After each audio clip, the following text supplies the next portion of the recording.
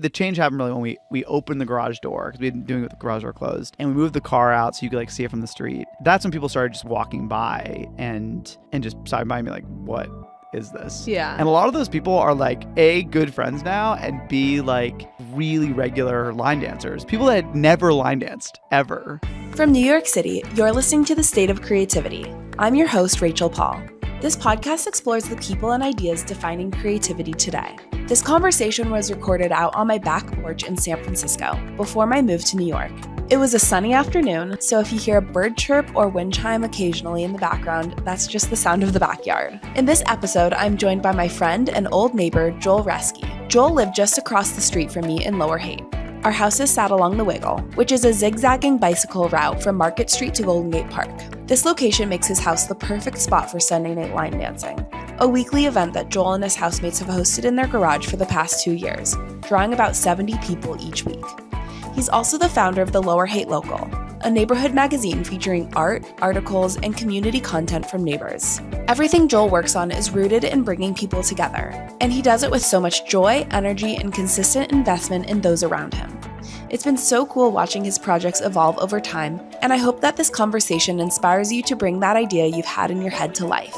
You never know how it might unfold. Without further ado, let's dive into the state of creativity.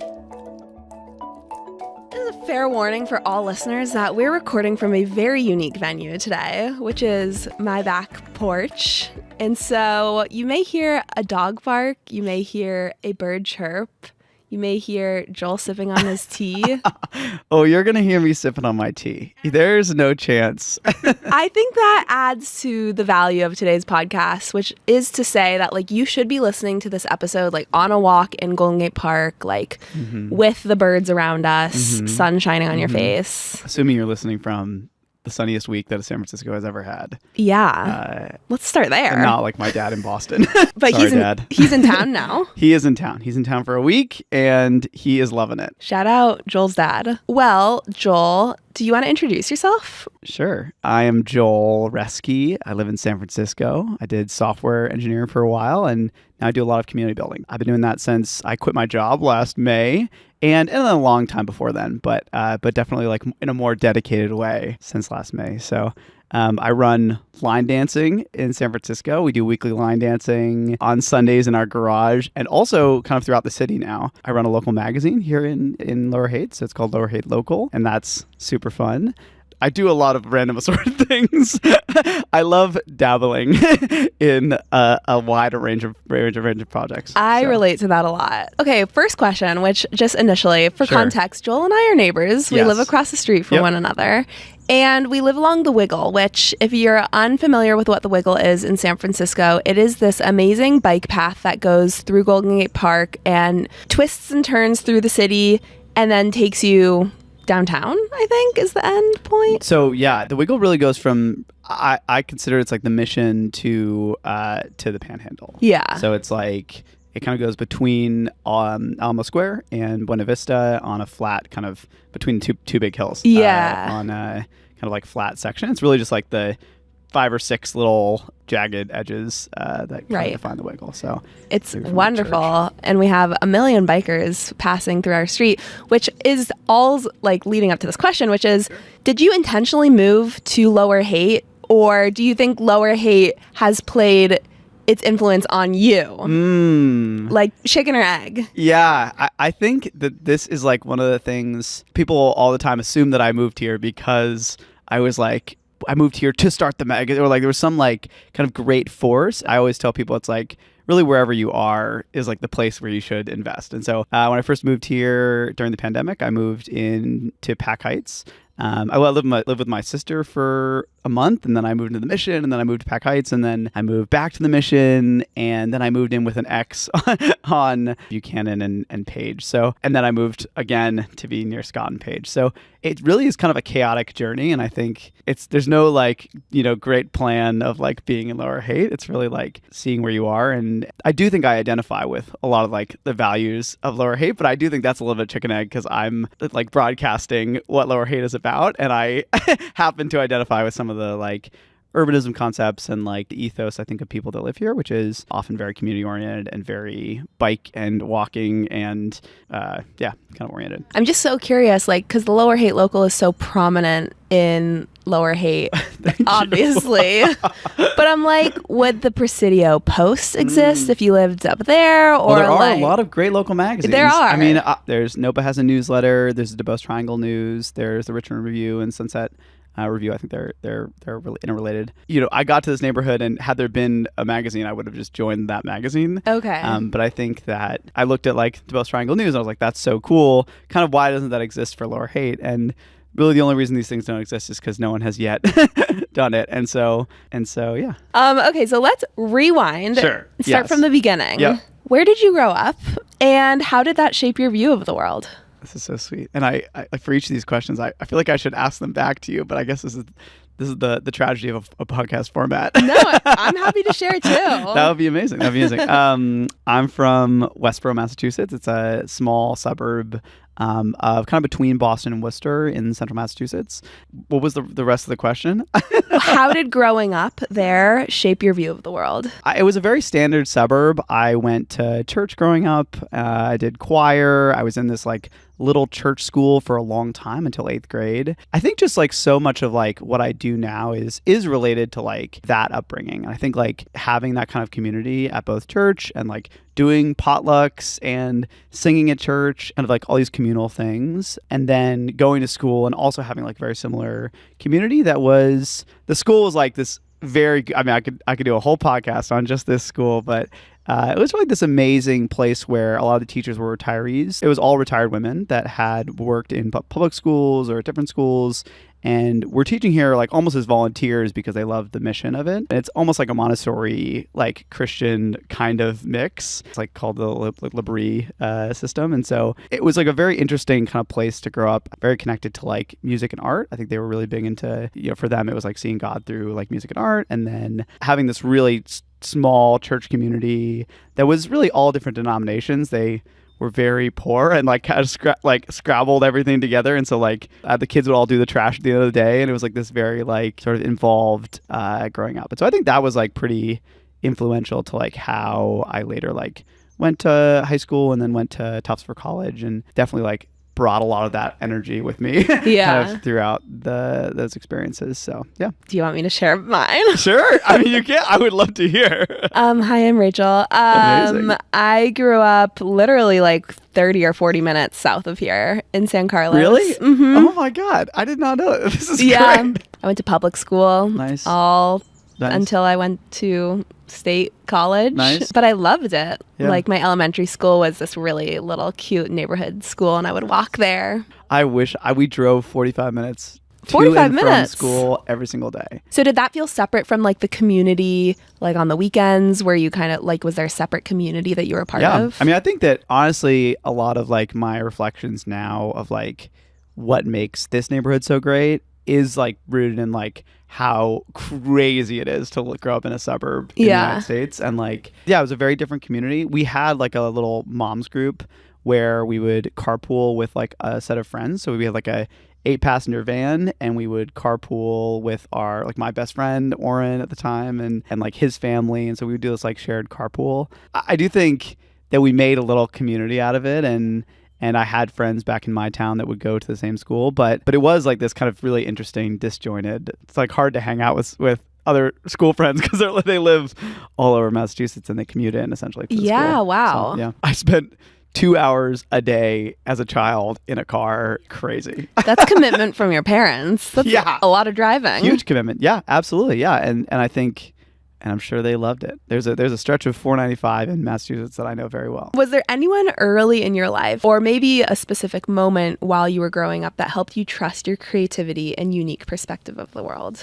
Definitely my mom. She's just amazing. She passed a few years ago, but she just had such an amazing spirit. There's something that there's like a parent can do that no one else can do, which is just like believe in you, like fundamentally, like from a very young age. And I think that that's like very much her and my dad to some extent, but I think she's just like such a bubbly kind of person. And growing up in a family of 4 is a great way to sort of like constantly test like who you are, and just like you're constantly aware of like of those things. So, and then growing up, I think in this small school for sure, like there was a little bit more room to sort of be yourself, and we did choir and arts and stuff, and there was very much encouraged to sort of like explore creative things. And then through high school I had sort of good like choir teachers and stuff like that. Were your siblings really similar to you in their interests? Yeah, they're all very creative. My older brother does music professionally as a producer, engineer, as a solo artist, and my little brother as well. And then my sister sang and did all these things. And so we did community theater as kids, kind of centering creativity, and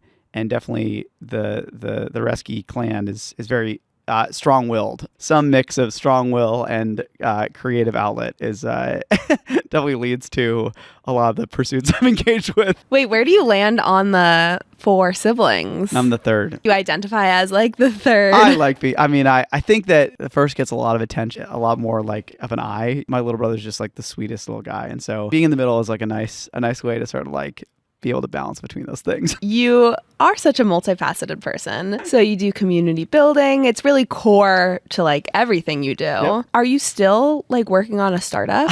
Yeah, insane. Okay. Insane. Yeah, I just love doing a wide variety of things because that's what like I'm working on some AI thing. And okay, you can't just say like, oh, I'm just the founder of some AI thing. Yeah, I'm working on like marketing tools for like this agency that I know, and so it's just kind of the latest iteration of sort of like using technology to sort of like just do something important for people. And so I think when people think AI startup, they think like, I don't know, there's some insane, like I even over the summer I like randomly joined like an AI startup, and not to poo-poo it too much, but it's just like there's a very I think specific like energy in that sector right now, and I don't know if I really identify with that, but I do think there are like powerful tools. It's really interesting like how to like sustain yourself.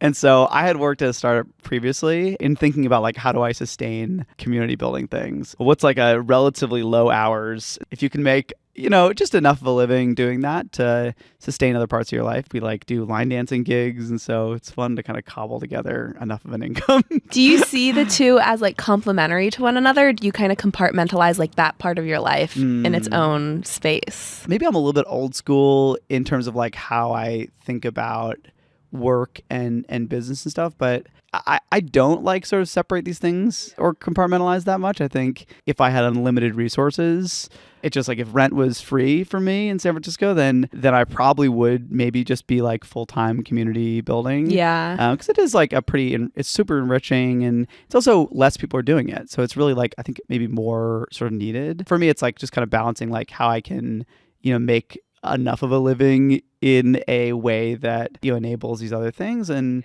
also like feels good. Okay, where does your passion for community building come from? Sure. And when did you first realize that this was something you were drawn to? Definitely like some of those early experiences, I think are a primary driver in just realizing like what community is and what it can do. Going to college and being on a college campus, I think a lot of people have this experience where they're like, look, I'm living near friends, meeting lots of people. I'm working hard, but really like living a really enriched life. And then I think a lot of people, when they leave college and they're told that it's kind of normal, that they're suddenly very lonely and struggling with fitting in and community and all these things. And moving to San Francisco, like during COVID, I think you just really see that. You see people like very disconnected, seeing that need, and then also losing my mom at the same time. Like I think really thinking like pretty big picture. Like I think when you have like life events happen like that, really it's like grief and stuff, really you can sort of channel that in certain ways. For me, it's really like thinking big picture about like what I really want to be sort of like doing and like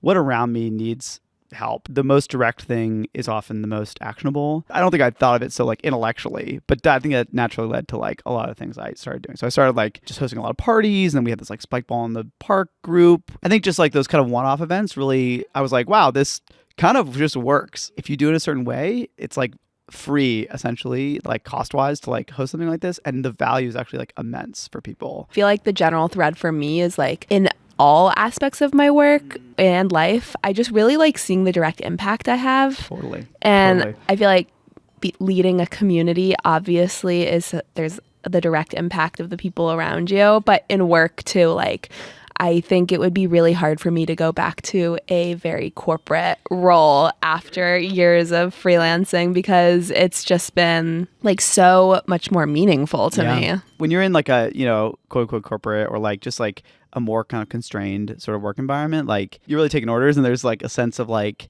you can't really follow, what you really want to do. And so I feel that sense of like agency and like I really want to do like an earthquake preparedness thing in Lower Haight. It's like if you have flexibility and time, you can just do those things. You can just get a bunch of people together and do an earthquake preparedness thing. Right. And I feel like the workplace used to serve as a social ground more than it does today too. Like even like sports and after work events with friends and stuff. And I feel like especially after COVID when we were all working from home, those needs were not being met. And when you're spending so much of your time all day at work and those needs not necessarily being met, like that's really hard mentally. Yeah, the community building stuff is like filling a gap in that way, I really think. But we could also fill in that gap by like, there are like startups that are maybe even involved in AI or involved in like high productive industries that are interestingly really moving to like in-person work. There's something really amazing when people realize how valuable it is to be in a place that has a lot of like organic connection,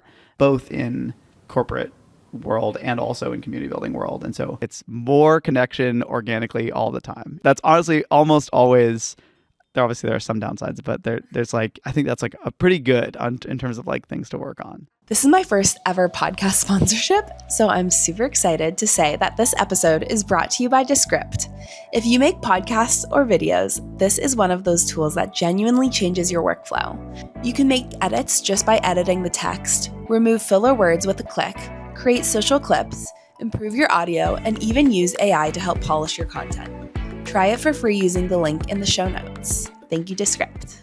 I was preparing for this interview last night and I discovered your website, which is just like a plethora of information about everything you do. And it was overwhelming. Like you have so many different things and I didn't even realize like the 5K that you used to organize and like it's all there. And it's just like I never have a shortage of projects. I think I've gotten a little bit better in the last couple of years of, when you want to do a lot of impactful stuff, one is like figuring out how to like give up control of things and partner with people. And like I have a lot of help running the magazine right now and I really appreciate that. And like figuring out how like an organization, how you can like give energy to start something and then have it keep going even without you is like I think a really like important skill that I'm working on. And like there's a world in which I was young and I thought I could do everything at the same time, and maybe that's still what I think to some extent, but I'm trying to sort of. I am on the same page there. It's so hard to like let go of things and let people take the wheel, but it's also like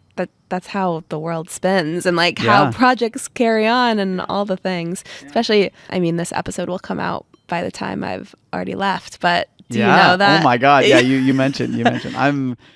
I'm very sad about this. I hope in this podcast time to convince you to stay. I know it's pretty brutal, honestly. All these conversations I have. Have you booked a flight? I haven't booked a flight. Amazing. Yet. That's great. That's great news for me. Okay. But yeah, learning how to figure out the systems and like tasks that make creative mornings come alive every month and being able to pass that off to people is like really beautiful to see, because I think asking for help also is like a huge hurdle sometimes, but people really want to feel needed also and have like so much pride over like the tasks that they're responsible for, which is just like beautiful to watch. I think this is the funniest thing about the magazine, where like people will come to me all the time and they'll be like, I'm thinking about running this event. I've like been thinking about it for years. Like, do you think the magazine could like help partner and do this thing? And I'm always like, yeah, sure. Like, and I think that's the most rewarding thing is when someone has an idea. I think often our school systems and just teaches people that they need like explicit permission to do stuff. And I'm happy to be the person who's like, yes, like throw the event. I'll help get at least 30 people there. Let's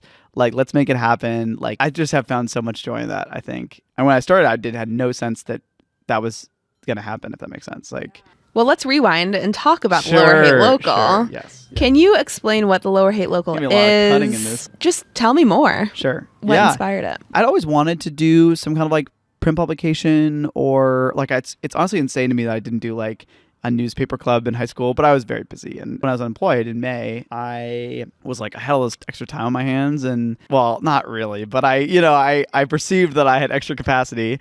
And my friend Liz sent me someone that had done this, like just a random Twitter post or something. I'm not really on Twitter, but like I was like, wow, this would be so cool. And so for the first issue, I mean, you could really just, lots of printers are really good at just like printing booklets. And so you can just like start a magazine or a newspaper, a local pamphlet, and just say that it is the local paper. And that's essentially what I did. I wrote like almost all the content in the magazine, and I had like neighbors fill out like a form for like a wall of people saying hi. My friend did one restaurant review of Gigi's down the street, and I had a little art night where like someone did the cover, my friend Mandy. And the first one was really just like, let's just see if we can do it. I'm just going to try and do it once, and just see what happens. Similar with line dancing, we'll talk about line dancing, but just like doing it once and being like, what's the worst that could happen? And we distributed, I think it was 600 copies. I ordered them online because I was just like, this is going to be the easiest way to do it. And we got so much good feedback. Like we were walking around the street. People were just super excited about like, oh yeah, what is this? Like so much of the magazine and being print only, you have to physically hand it to someone. Honestly, the content of the magazine, it's cool, and but like, I really think that interaction is the most important part of the magazine. Seeing that reaction, I was like, well, we got to do this again. I got like a small grant to do the first one. It was like a $500 grant from a neighbor. And then for the next one, I think I just paid for the next one myself. It just kind of like has snowballed. Become a really regular thing. We have like 12 people on like the leadership team now. We have like 3 editors, someone working on social media, someone working on the layout. Like, I think that a lot of good things start as just something small. And so that is the story of the magazine, is like, I just did it once, and there were a lot of times where you have to shepherd something into being. And so there were times when like you have to have a sense of what you want and like to push back on like, what should or shouldn't go in. But for me, honestly, like the act of doing it and just getting it done and publishing it is the outcome, if that makes sense. And just the fact of someone seeing a magazine and saying, oh, I want to be at that, I'm going to reach out to someone. It gives someone a reason to reach out to their neighbors too. I think there's like so many connections that come from that. The best way to get news today, I really think, is actually not your local. It's on the internet. It's maybe from a local organization, maybe it's Mission Local or this amazing like SF local journalism, but like you can deliver it instantly at very low cost. The magazine is like less of like an information delivery thing than it is like a neighborhood connection machine. And that's how I've always sort of like framed it. And so we do news stories and stuff, but anything that's like timely, we also publish it online. We publish like one article per issue online, just when it's like timely. It's like, and maybe it's good, actually important information that people need to know. And so, but like all the other stuff, poems, art, it's like you have to be in the neighborhood to get it. And it's like a moment that's in time. What's important. Exactly. You have to talk to someone that is giving out the magazine in order to get the magazine. And so that is like the primary focus of the magazine. So you were very intentional in wanting it to be print only. Yeah. Super intentional. Again, for that same reason. It's just like when it's digital, I just think the interaction becomes different and honestly lost. It's so much context lost. Versus like if I give someone a magazine and say, oh, this is great. Like who just gave me this free 8-page thing that says Lower Haight Local on it?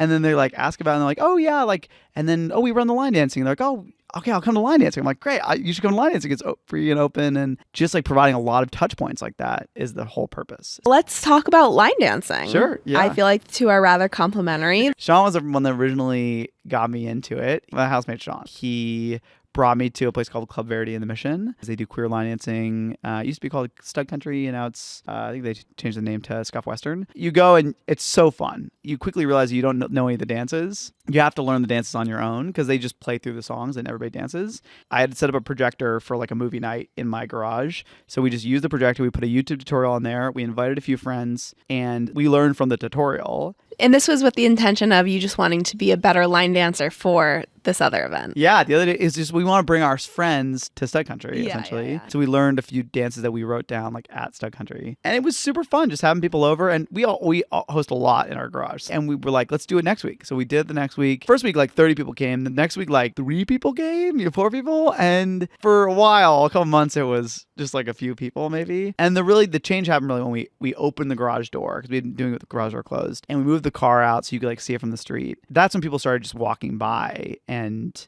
just side by me like, what is this. Yeah. And a lot of those people are like A, good friends now, and B, like really regular line dancers. People that had never line danced ever. And line dancing is kind of the perfect thing for this, is because it's like pretty easy for anyone to pick up. It's not super complicated. It's also not like very touchy, or like it's not partner dance. So it's like you can do it in a very comfortable way. Just kind of show up as yourself. Had people of all ages come by, and it's kind of evolved in this like whole thing where like every single week 70 people show up to our garage. It's packed. It's insane. And we have very, very kind neighbors, Rachel included, that like let us play this music till 10 p.m. exactly when we shut it off. So, do your like next door neighbors join? Yeah, there's quite a few neighbors that like are direct neighbors. The fun thing is everyone is a neighbor. Nearby. Yeah, everyone's a neighbor. I think the Sunday night of it all makes it very local. Was it always Sunday night? I think Sean and I are pretty busy. Sunday night is like the night that we were like, okay, we could definitely reserve Sunday night. We have missed only for Christmas 2 years in a row. It's been every single week. And I think consistency is huge in these things. And so I think that the fact that people can rely on it is a big feature of it. Like whether that's I honestly think we could have done anything, but I think anything that's like low barrier to entry and really consistent and connective. But I think there's something about moving your body too. That's like a really human experience. It gets people in the present moment. You just kind of connect with everyone because you're all doing the same thing. Yeah. How has the line dancing like snowballed? Like I feel like it's a pillar not only in Lower Haight anymore, like it is a San Francisco like known thing. I think there's so many people, especially in tech, that are like work from home. They moved here because of a job. They don't know that many people. They don't have family connections here. I mean, this all describe me. Did you originally move out here for a job? That's what brought you to San Francisco? The job was here, but they didn't require me to move here. But I did, and my sister was out here too. So, but just to say, like, I think people are just like on average. A lot of people are not doing well. Like, I wasn't doing well. Like, I didn't know that many people. I didn't feel a sense of place. And so we do it like downtown for Thursdays, or Cal Academy, the museum in Golgate Park. And it's always surprising to me how many people are like, sure, I'll jump in, and try this like goofy dance thing. Okay, in one of your Substack posts. Oh my God. I never thought that would be. In full transparency, like I did not read every one of your Substack posts. Like I haven't gone through all of it. I only have like 4. In one of your posts, you're talking about the first year of the Lower Haight Local, and I think also this applies to line dancing. Yeah. And you explain that, quote, consistency matters most when you're building a community.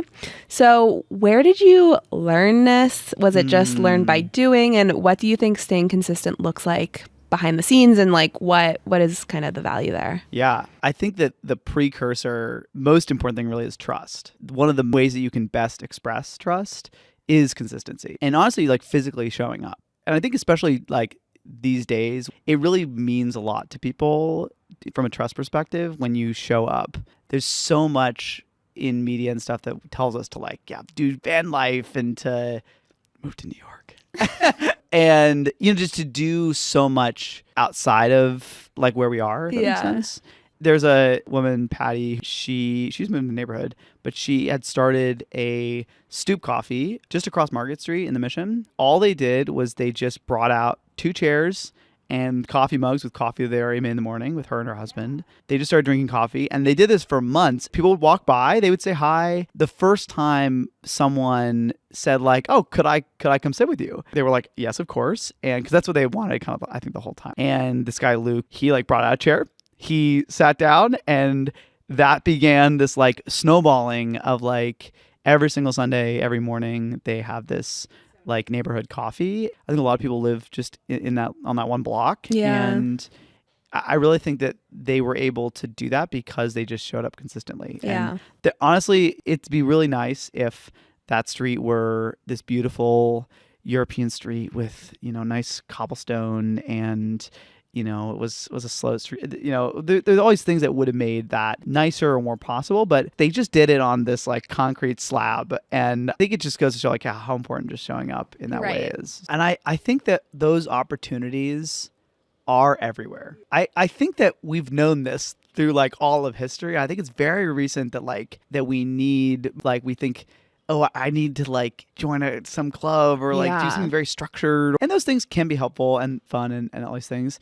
But I think that there's a lot of magic in these sort of like unstructured moments. To your point, like with dinner parties or like anything, like I think it's in our culture currently, like it's a very American thing. And I think this has to do with maybe like suburbs or I don't know, to just plan things so far in advance. Like you have to like go all out to like set the table, to have like your two friends come over for like a night to watch TV and like I think it's a dinner. couple things. One is I do think that in America we work so much more than other nations, and often just when time gets squeezed, that's when you really have to plan things ahead. I think there's something about that. But you don't have to, I don't think. Yeah, well, there's also like just proximity. It's like we thankfully live in a place where we are pretty proximate to a lot of people.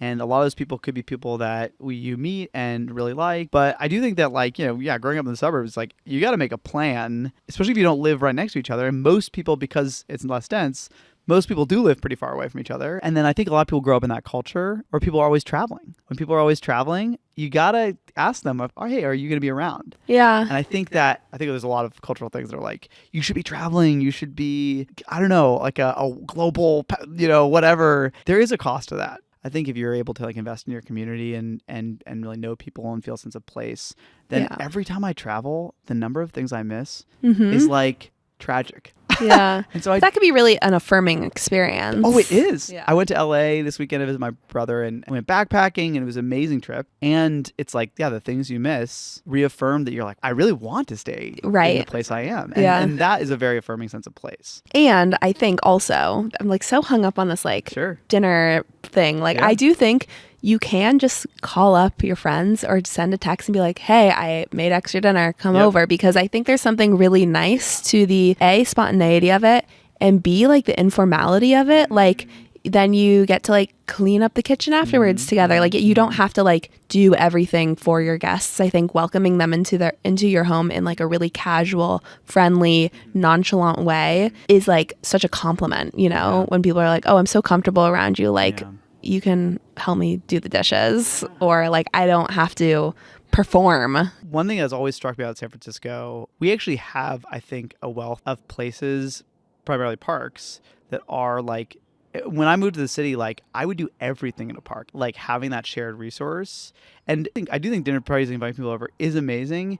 And I think the one step beyond that is actually like we do that, but we do it outdoors in public in a way that not only am I hanging out with you, but I'm also having the chance to run into a neighbor or make a spontaneous connection. And I personally think that like bars have historically done this really well. In San Francisco, the cost of, I would love to do that really consistently. And I would really love to be out and about. But the cost of doing that's really high. You're spending a lot of money to do that. I totally agree with spontaneity and this like, hey, let's go grab a beer. Let's help me with my leftovers. I think those types of things are just like really, really important to making connections. Are you intentional about keeping your events hyper local? Where this stems from is just how big the line dancing has gotten. And so I'm curious to know like what you think happens when a community transitions from a garage, for example. Is that something that you're really protective of, or is that more of like,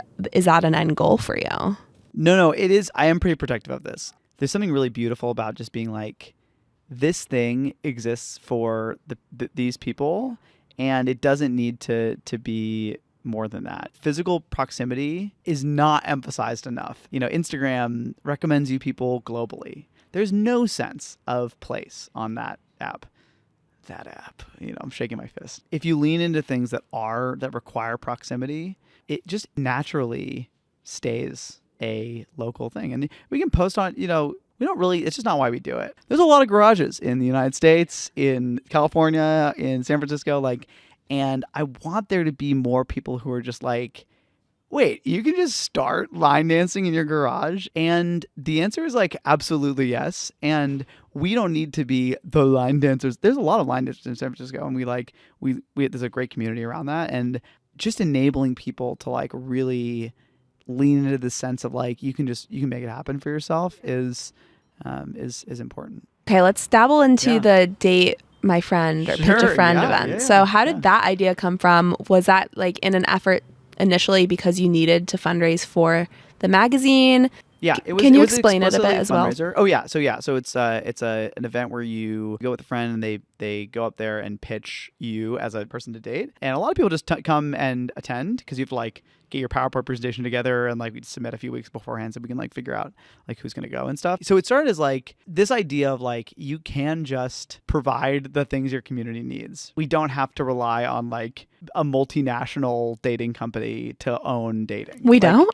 I know. There are some advantages to doing that. If you live in a suburb where you don't meet people that often and you're trying to find someone that's, you know, also queer or like can be good to use tools that break boundaries like that. Mm-hmm. But I really think for most people with normative dating preferences, and just meaning that like, you know, you're looking for someone that you're likely to find walking around or that's likely to live within a few miles of you, then really there is no reason why you need to interact with a global corporation in order to like receive the love that you deserve. So the dating event, it really is like, look, we can just get 150 people in the room and just do it and just meet people. And that doesn't mean it's easy and that doesn't mean you always find someone, but how can we make dating something that's like fun and something you want to do? You know, with like Hinge, it's like everyone is there explicitly to date, and it's like this crazy environment where like you have to decide on someone like right away, and you don't like, even know them, like, and you even know them. And if you're gonna go on a date, it's like, okay, you gotta plan a date, and then you like go out and just. I really think that we can be having so many more like mini interactions that aren't really fully dates, but are like flirty interactions or like. That's what's missing when you just jump to like first date with someone that you've never met before. Yeah, and it also, my dad was dating, and he's a really proper guy, and so he'd like take someone out to dinner on every first date. He was online dating, so he'd drive into Boston and do a first date. It's like he's spending $100 to $200 per date, and I bet that he could recognize whether it was going to be a fit or not within like 5 seconds. You meet someone, you're like, I made a joke and they just didn't laugh, and I just. Sometimes that's what you need that. So like weirdly like efficient, just be in a room, have like a 5-minute conversation with someone and be like, hey, it was great meeting you. I'm going to keep circulating around the room. It's also much more safe because you also know people. Everyone that showed up at this event knows someone that knows someone. I think it's been interesting to like spread the idea of this dating event on like Instagram and stuff. But I really do think that most people that go to these dating events are local. That is really important. You're there because like, A, it's just a good time. One of the cool things about the dating event is that it's actually not even like, do you find someone at the event? It's like, when I started organizing this, I had gone through like a whole period of not dating.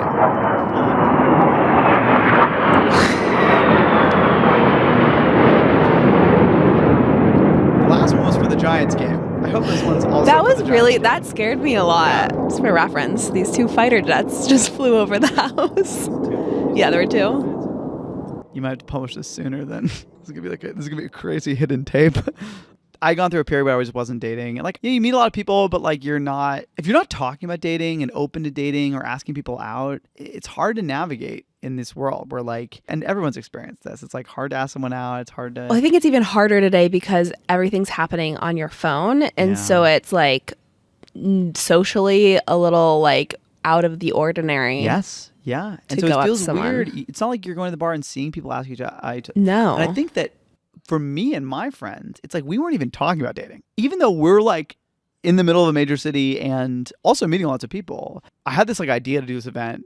And it honestly spurred me and my friends to just talk about dating a lot. Like we made each other presentations because we thought it was just going to be like our friends. A bunch of us signed up to do it, obviously, because like we were like, oh yeah, we're single. Like let's see who shows up at this event. We were like talking about like, who we were looking for. My friend was pitching me. Like just having those conversations got me to think like, oh wow, there are lots of people that kind of fit. Like because I talked to my friend Sienna who was pitching me, and she's like, I would say like who I'm looking for. She's like, oh yeah, I mean like.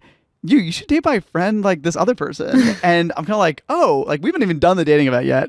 And we're already talking about like, oh, you should connect with this person. And like, I really think just that conversation. And when you go to one of these events, you're there being like, wow, there's lots of cool, normal people in this neighborhood that really want to date. And then when you go to the page and you're like looking around, you're like, that guy's cute. I feel like I even like recognize that person from the dating event. And like, I think the sense that like it's going to go well goes like way up. Especially these dating events, it's a pretty trusted environment. There's lots of friends there, and we have like wristbands. I was struck during the pitches of just like, it's hard to know the variety of people that are out there. And I think often people that are like raised on dating apps, essentially, you just like swipe on every person that you just like think is hot. When you go to a dating event like this, there's so much more of an opportunity to meet people that might not be what you expected. I went on a date with one of these events that was like someone that is a documentary filmmaker. Cool. And like she was talking about this, and I was like, oh my God, that's amazing. I need to ask that person out. I was shy, and so I like asked their friend, and then you're like, yeah, she would love to talk. And so like, but it gives you permission to do that. Totally. Also. You're seeing people that you wouldn't otherwise I've seen. You're feeling good. You're just like in an environment with friends. You feel supported. You're just having a good time, but you don't feel like you need to approach someone. But it's still like spooky scary to approach someone. And I think like feeling those feelings is a really healthy and important thing to do. Very healthy and important. I think that when you meet someone in this weird virtual environment, it just doesn't map very well to in-person connection. I think a lot of people see that. They have this great texting conversation with someone. They show up at the date and they're like, I think getting a sense of that in person gives you much higher odds that you're actually going to like enjoy the date. Absolutely. Because there's a lot of things that aren't even said. They're just like felt when you're in front of someone. Of all the things you've built and created, which one surprised you the most in terms of what it gave back to you? Surprised me the most is probably the magazine. Well, actually, it's probably line dancing. I just think when I was doing line dancing, I had a pretty narrow vision of like, when I did the line dancing, I was like, oh, we're just going to like line dance maybe with our friends or with my housemates. And I didn't really realize that like random neighbors, or we've had like kids show up, and we've had, parents and older folk, and like our families show up, and like that has been so much broader than maybe I would have thought. What gives you hope as you think about the future of creativity?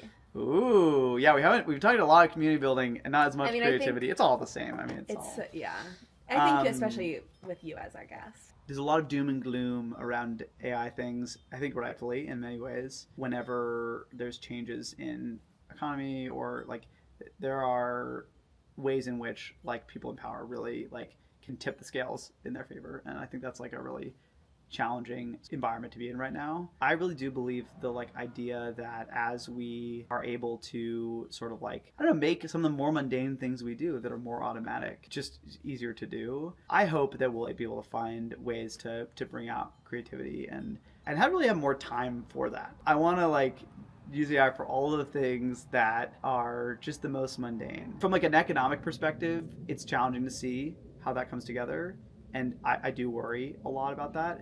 But from like a very personal perspective, I am hoping that like some of these things can unlock more creativity for people. My brother works in music, and he's a producer, and technology has completely changed the way in which you can produce music.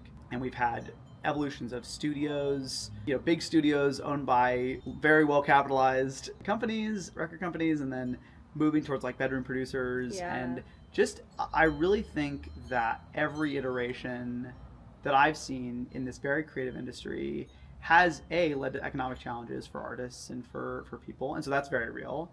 And at the same time has meant that my brother can do things creatively that he never would have been able to do. I think the democratization of it makes it, so much more accessible. Maybe I'm more negative on the overall. I do think that we live in a system that so heavily incentivizes the capital. But that's the problem. I do think the tools themselves enable, and the industry as a whole is like sicker, but like that's mostly because of like these capital systems, and the technology itself allowed so much more creativity. My last question for you: who or what is inspiring you lately? It has to be my little brother, and my older brother, and my sister, and my family. But like you have to like re-meet your siblings every 10 years, I believe. It's like you really need to allow flexibility in your family relationships. Seeing my little brother, he was in school on the East Coast, and then he moved to LA. And seeing him in a very similar way I did, it's like a very interesting, reflective time for like him, and for me, like thinking back to my time in San Francisco, and he is like such a thoughtful person, and he's very dedicated to the music he's making and to living a life that is really in line with his values. And so I think it's great to see that lens and like see that reflected onto your own life in a really inspiring way. Well, thanks, Joel. So sweet. Thanks, Rachel. I really appreciate it.